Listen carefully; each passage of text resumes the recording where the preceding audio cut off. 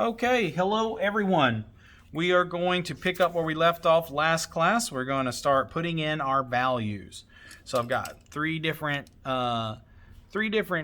value pencils here. I've got a 2H, very light pencil, a 2B, kind of dark pencil, medium to dark, and then I've got a 6B right here. So that's a very dark pencil.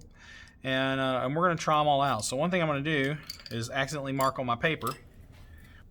So we're going to do some extensive erasing. So here I've got also three types of erasers. I've got this regular little block eraser, little rubber eraser. It's extra soft. I don't know. It does feel, I don't know. It's moderately soft. Then we have our kneaded eraser. These are really fun. I'll just open this. I have a college degree, so I should be able to open this. I have at least one college degree. Here we go. I knew I could do it. See, you can do anything you put your mind to. All right, so I've got this. It's wrapped yet again, and so this is gonna test the limits of my skill. I may have to do a time lapse of how I open this. I may take it back to the back and use one of the torches on it. I don't know. Why would they do this? I think I found it. Okay, here we go. Why, God, why? Why does it happen to the good people? Okay, so this is a kneaded eraser. You see, it's very, very weird, right? You can knead it, right? That's what's called kneaded eraser. Really cool. So these are fun. And then I've got this. It's probably my favorite, the eraser pencil. So you can erase really fine lines. So this is great for a project like this. So we have these at school. It comes with a little brush on the back to get rid of your shavings. Once again, you can always lay down a sheet of scrap paper so you don't smudge your drawing. I don't know if I'm going to bother with that. I like to get messy. Okay, so I'm going to lay in all my light values. So one thing, if you don't know how to start with this, one thing I would say is first, just give everything a very, very light coating. Okay, so unless something is white, like your teeth or the whites of an eye or something like that that's actually white, then it needs a layer of value. So, you know, a lot of times we want to leave the sky blank, but that's not realistic, okay? I'm gonna get rid of my light source too. So I don't really need that now that I've established where my shadow is gonna be. I can remember it even if I don't have that up there.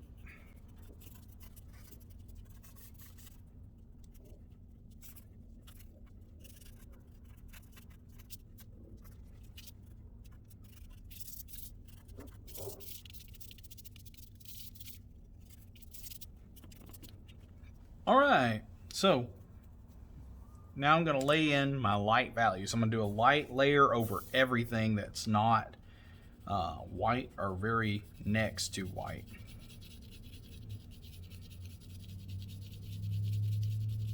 You see I've turned my pencil sideways again.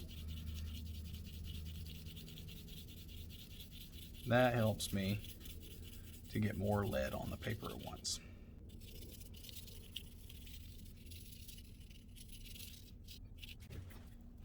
So I'm going to use an X-acto knife to sharpen my pencil. This X-acto knife comes with an adjustment on the end. I thought these were going to be really nice. Most X-acto knives come with an adjustment right here where you hold them, and that causes it to constantly wiggle loose while you use it, and so you have to keep adjusting it over and over again. It's very, very annoying. So I thought, oh, finally they put them on the back, but they made it out of plastic instead of aluminum. So when you tighten it, it still constantly gets loose because the plastic compresses. So we're still searching for that perfect thing here. So I'm going to sharpen this, not on my drawing, but right here where you can see it. So you can see what I'm doing here. So actually I need to change blades. This is kind of dull.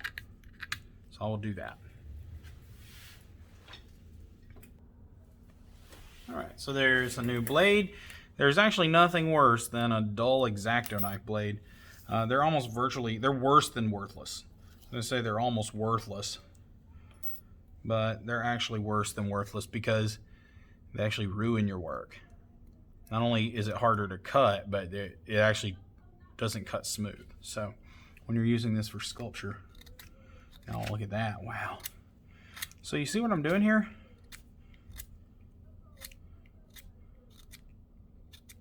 I'm getting a lot of lead here. So now I'm just going to take this and try to smooth it out a little. So now with a sharpen it like this, I can control the length of my lead. Wow, amazing. All right, so now let me move this out of the way.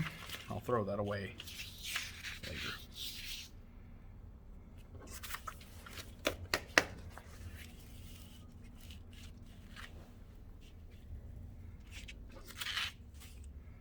All right, so now I can really get some lead down.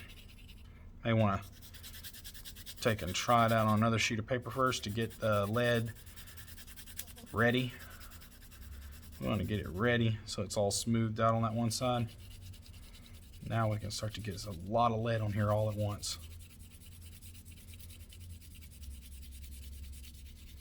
Starting to get relatively dark. Interesting.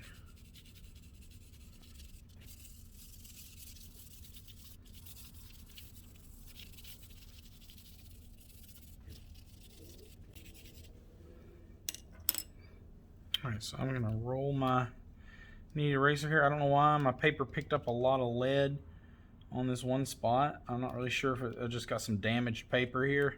But I'm going to roll that over it and smooth it out. So that's the beauty of a kneaded eraser here. It doesn't, you know, if you roll it like that, it's not going to leave those shavings. You can also erase the old-fashioned way. And when it gets really dirty, you just kind of knead it back up a little. So these are really interesting.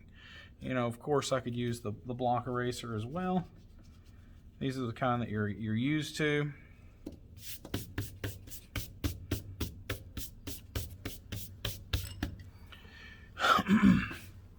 All right, so now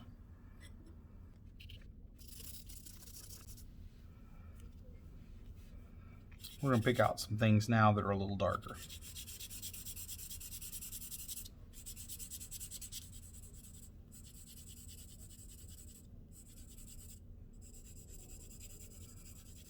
And we'll start putting in our gradients.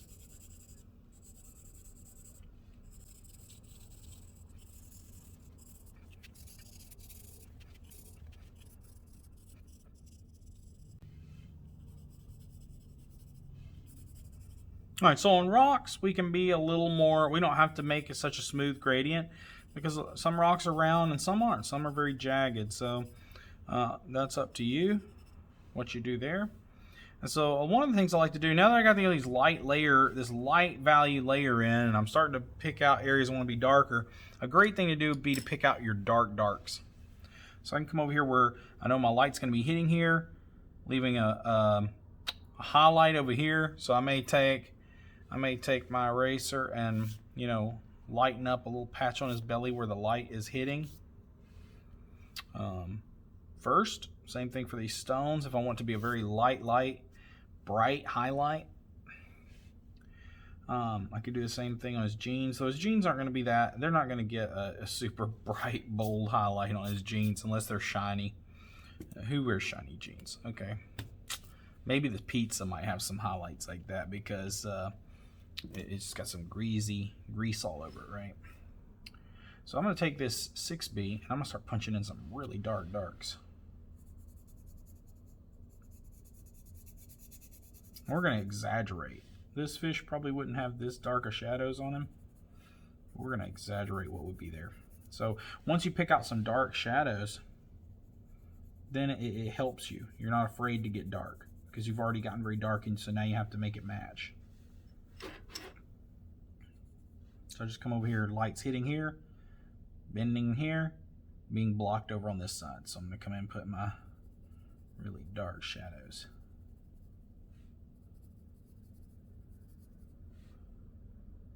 Maybe a shadow underneath there. Let's give me a shadow on some of these cracks, these rock formations.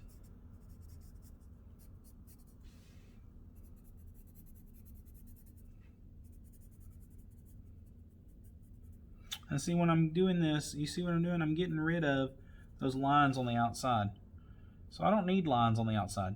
You don't see that there are rock formations because there's lines drawn around them. You see them because there's a difference in value. Same thing for the land. So I can get rid of that in a minute. I may want to make my shoes very pristine and white. So this guy's got some very clean shoes. All he does is walk around the desert. He doesn't. He keeps them very clean, very clean. If even one piece of desert sand gets on them, he just takes them off and burns them right there on the spot. He does not mess around like that. All right, so let's go ahead and make his mouth, the inside of his mouth in here, right here in the depth, the deepest part that we can see. We're gonna make a gradient down into his mouth, giving very dark pupils. But one thing I'm gonna do is I'm gonna leave little highlights in there. So I'm gonna leave a little flick, a little speck of light there, because that's what makes that's what's gonna make him look really believable. Leaving a highlight in an eye is just, that's a great way to make it look lifelike, because if you're alive, your eyes are going to be wet. Only dead people have dry eyes to that extent. All right. So what I want to do now is start doing just like I did with my shaded sphere. I'm going to come to this side, to the light side, and just start teasing out these different values to make it fade in. I don't have to worry about it quite as much. Like I said, these rock formations are going to be jagged. Some parts are going to be round, some parts are going to be jagged. So if I don't get my transition perfect, it's okay on this.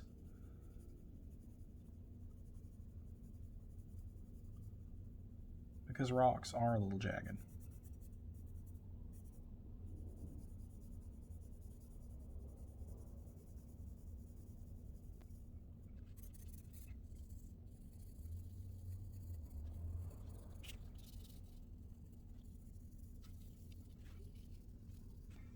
All right, so we're starting to get some values laid in.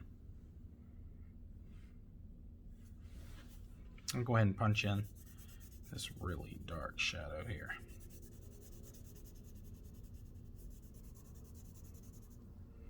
He's going to have a shadow here on this side of his foot for sure. Same thing over here.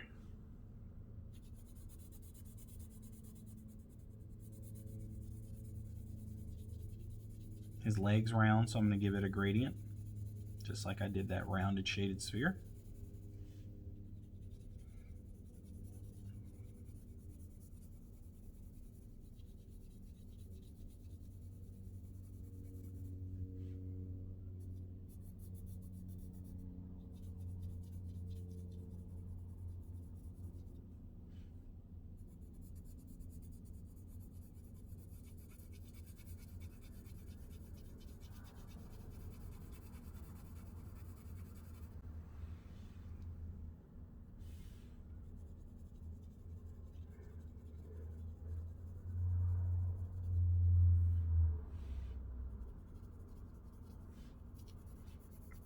He's going to be a round fish, so we'll come back in with the gradient, get lighter as we go.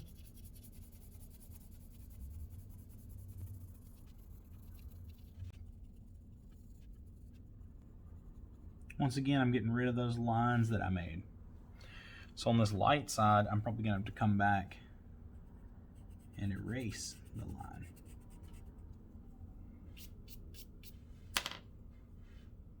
Let me go to a medium pencil.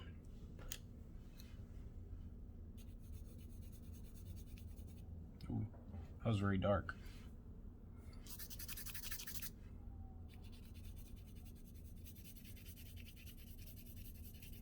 So we want our sky to be a little darker. I think our sky is going to be darker, and our land is going to be lighter. That sand is going to be a lighter color.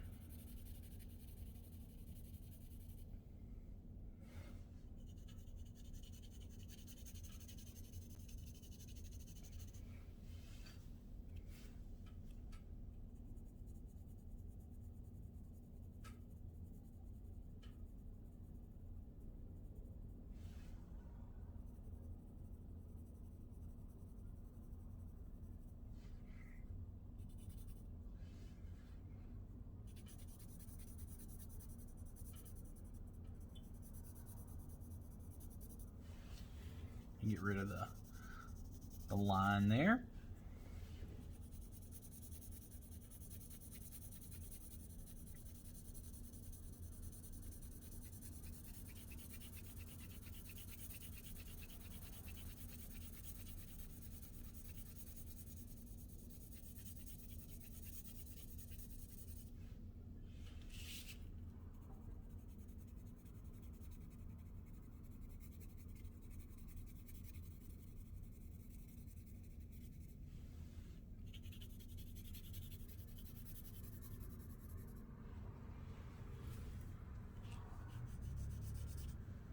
That line appears to be a little dark, so I'm going to get rid of it. And we'll remake it with the differences of the values. The difference in the value of the sky versus the difference in the value of this little plateau here, this little rock formation.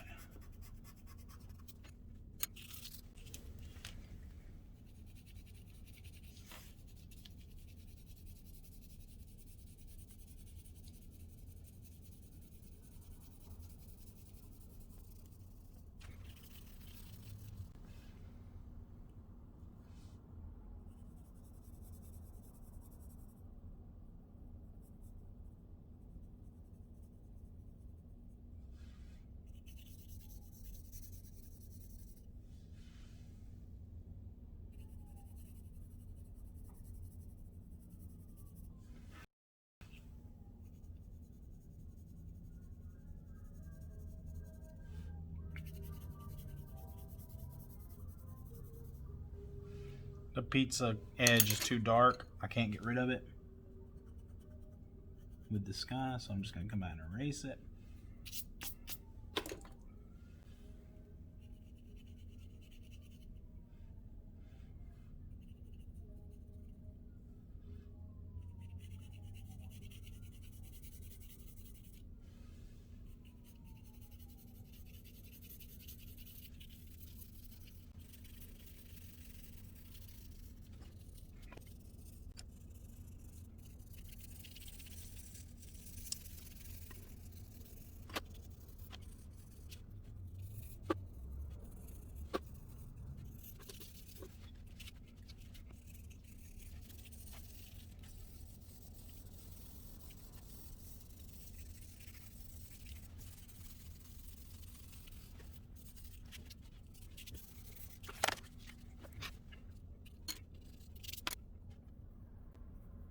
All right, so I'm gonna have a light coming right here. Remember, my light source is coming from here. It's gonna hit right here. It's gonna block the light coming from behind his fin and create a shadow there. So that's how we're gonna see the difference between those fins. We're gonna get rid of those lines there. We do not want those lines. We're gonna make implied lines instead.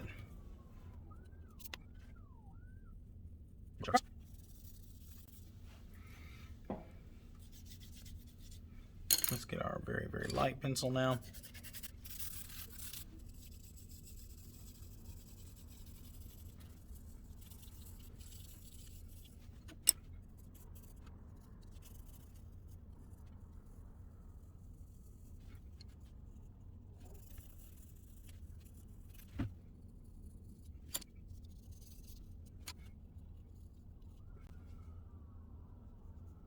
So here we are going to have like a line. It's not a real, I mean, it's a line, but we're creating a very thin shadow there where his pants overlap his body. Let's actually put some of these fin marks back in here. So we're going to have these very spiny fin marks on his fin. Get rid of the line creating the fin.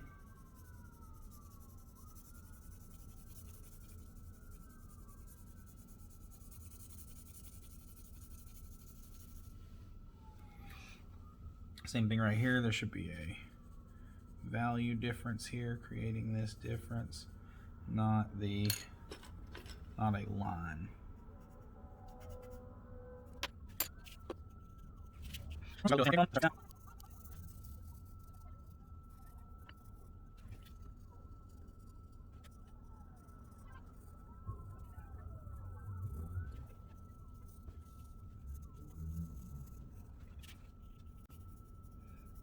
Another thing, the further things go away, the lighter they're going to get. So I can keep refining my values as I go. So I can come back in here, put another pass over this to make it have a little more contrast than the things in the background. So I say they're lighter. Things appear lighter the further they go back, and the closer things get, the more contrast they have because the darks get darker. So lights still stay pretty light, the really highlight lights. And so if I wanted to, I could create like a little atmospheric effect right in here. Maybe by rolling roll my little kneaded eraser over this and make it look like this is much further back than that one.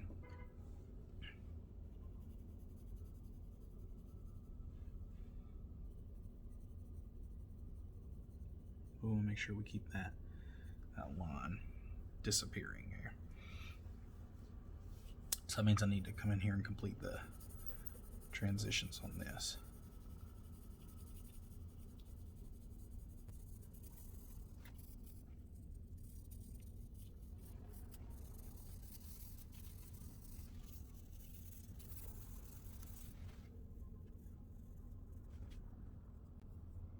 Even the pepperonis may have a little shadow on the edge. I remember pepperonis are pretty dark, if I remember right. That'll show that they're not just ingrained, embedded into the cheese. They do poke up a little. Like I said, on my rocks, I don't have to get the transitions as smooth. I did already on the other ones, so I'll try to smoothen these out too.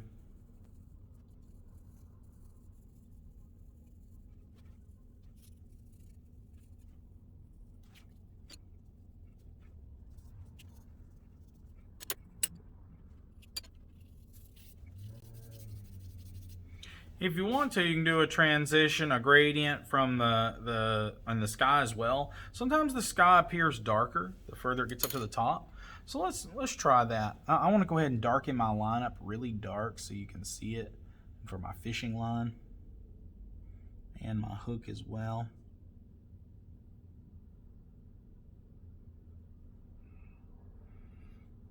All right, and then I'll go ahead and put a layer up here. Maybe I'll go ahead and sharpen this one too with a pen, with my X-acto knife.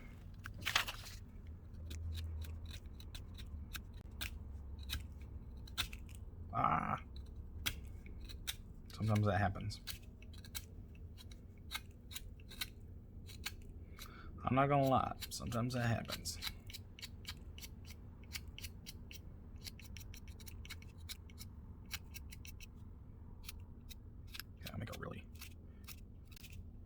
Flat side here to shade with. All right, there we go.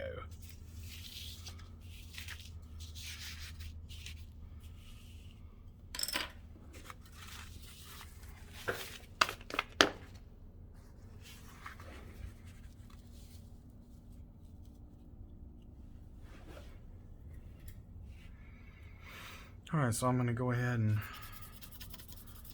work out the rough spots on the paper before I get started, and then I can go ahead and come in here and start laying in my darks for my gradient. It's going to get lighter as it gets closer to the ground.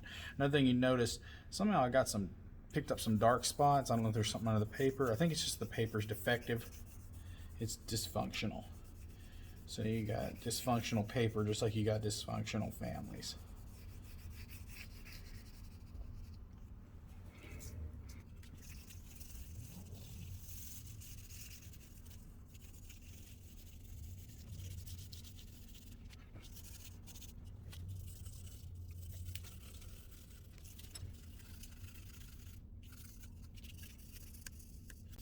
So I'm just bearing down less and less as I get further down.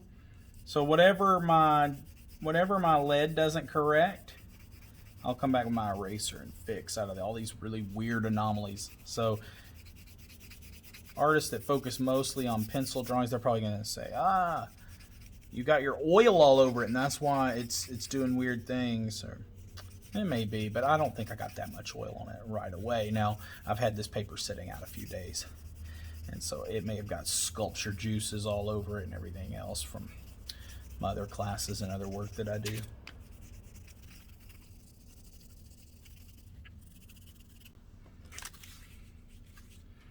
Okay, so I'll come back and fix some of these boo-boos.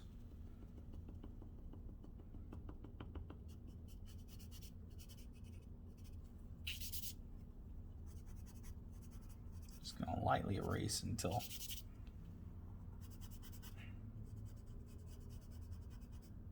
I get the values I want, roughly.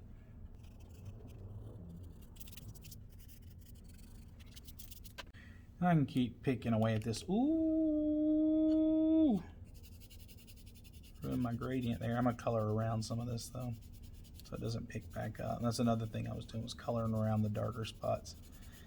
Try and even that out a little.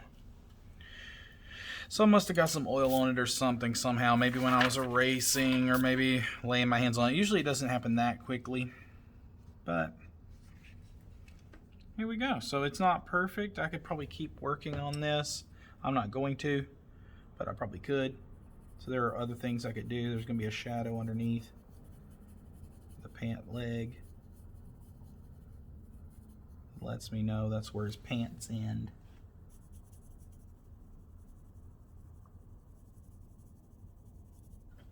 I'll come back here and pop in a little bit of that really dark shadow underneath that pant leg.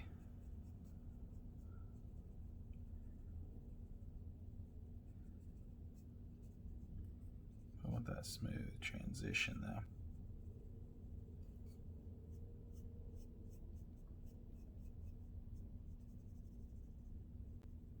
Down on the bottom shadow, that is. All right.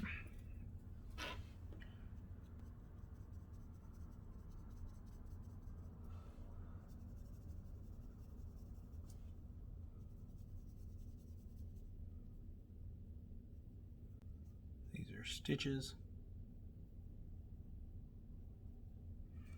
All right. So there we go. Like I said, there's always some things I can do to kind of, I can strengthen this shadow here a little bit on the edge of this fish to kind of make that stand out a little more. I can keep working on this. But so far we got a pretty good fish, I'd say. And so you see, notice that the background's very minimalistic. That's good, that's what we want. You know, you might want to put some cacti or something in here. So I could say, you know, is this still a little unbalanced? I don't know. I don't think so. Maybe it is. I lost my birds. I'd have to put my birds back in. Can I even find my birds? I don't know. I'll just make new birds. I destroyed my birds. So I'll come back in here with my dark pencil. I'll put in some new birds. This time I'll try to put in 7. I'll try to be kind of random with it. So right now we got 5, 6, 7. All right, so now we got our birds in the background. That helps balance it out some more. A little pop of little darks in there. That really helps. I can keep punching up my darks and my lights. I can keep finding little lines to get rid of. So the shadow will probably continue on down. All right. I could pick away at this forever. You guys will have a lot more time to work on this. I need to go home to my family. Okay, so we'll end the demo right there. I say that as I continue drawing.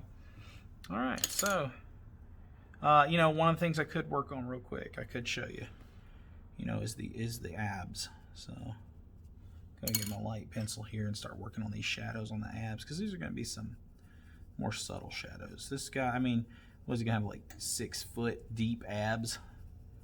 So we don't want to create a monster out of him.